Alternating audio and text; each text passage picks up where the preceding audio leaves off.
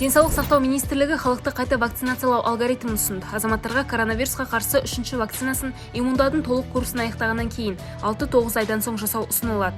Ревакцинация 20 қарашадан бастап ерікті түрде жасалады.